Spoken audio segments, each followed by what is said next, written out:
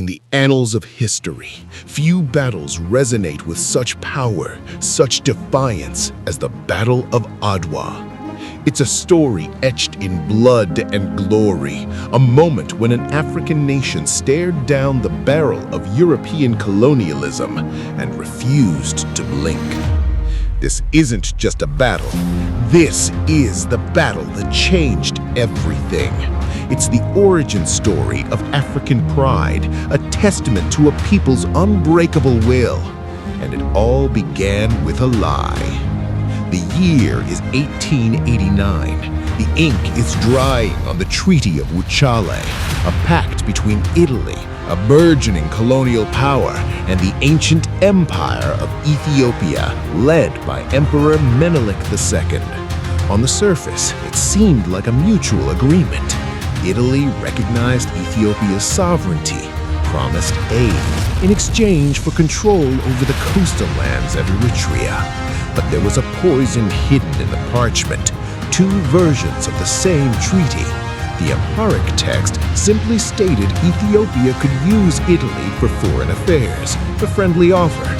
The Italian text, it declared Ethiopia must, effectively reducing the proud empire to an Italian protectorate, a puppet state. Menelik II was no fool. He saw the trap, he smelled the betrayal, and he refused. Italy, fueled by imperial arrogance, saw this refusal as an act of defiance. Their response? Not diplomacy, but invasion. Small skirmishes erupted. Italian forces, armed with modern weaponry, carved a path deep into the Tigray region. They believed their victory was inevitable, a European army against an African primitive force. It was a foregone conclusion until a flash of defiance at Amba Alagi. On December 7, 1895, a small Italian unit was annihilated, a warning shot. General Oreste Baratieri, the Italian commander, found his forces stretched thin, supplies dwindling. He knew his army was vulnerable, but Rome, blind with ambition, demanded victory. Attack, advance, conquer! February 29, 1896. Baratieri, facing starvation for his troops, proposed retreat, but his generals, fearing dishonor more than death, demanded an assault.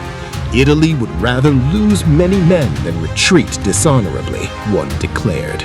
Under the cover of darkness, the Italian brigades began their advance towards Adwa.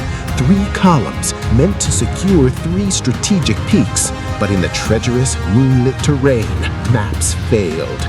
Orders were garbled. They marched not into position, but into chaos. They were spread out, miles apart, isolated. And Emperor Menelik II, his spies led by the legendary Ras Alula, had brought him the news. The Lion of Judah was ready. He had gathered an army unlike any Europe had faced.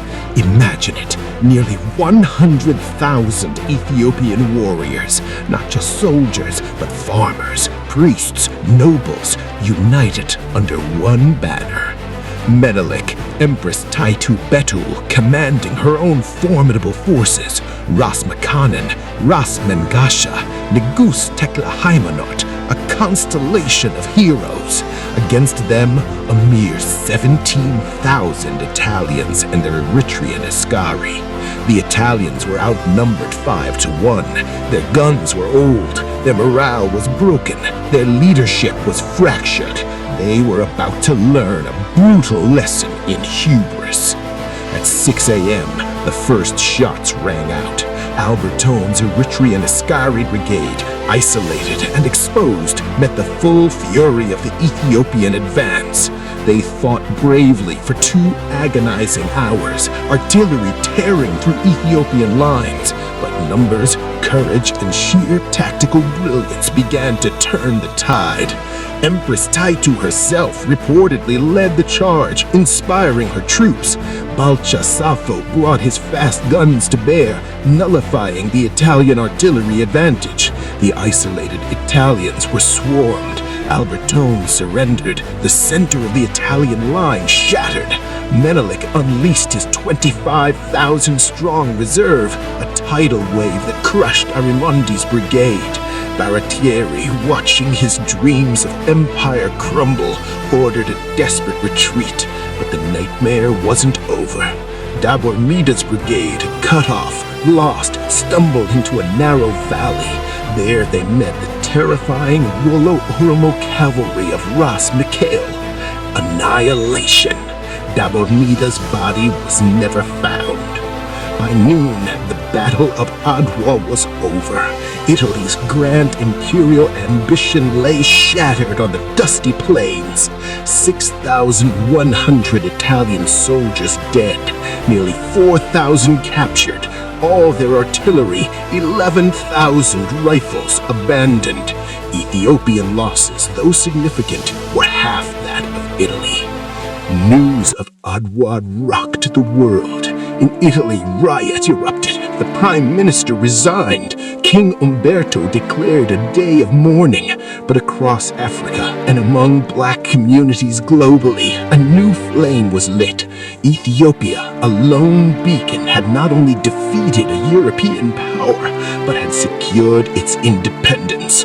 Adwa became more than a battle. It became a symbol of African resistance, a rallying cry for Pan-Africanism. It proved that freedom wasn't granted, it was taken. The shame of Adwa festered in Italy for decades. It arguably fueled the rise of fascism, with Mussolini vowing to avenge the defeat. He would return in 1935 with tanks, planes, and chemical weapons, occupying Ethiopia for 5 brutal years. But even that temporary conquest could not erase the legacy of Adwa. When Ethiopia regained its freedom, the message was clear. The spirit of Adwa endured. Adwa is a testament to the power of unity, leadership, and unyielding self-determination. It's a reminder that no matter how mighty the oppressor, the human spirit, when forged in fires of justice, can overcome impossible odds. It was the lion's roar, heard across continents, echoing through history, telling the world that Africa would not be conquered. Please don't forget to subscribe and hit the like button.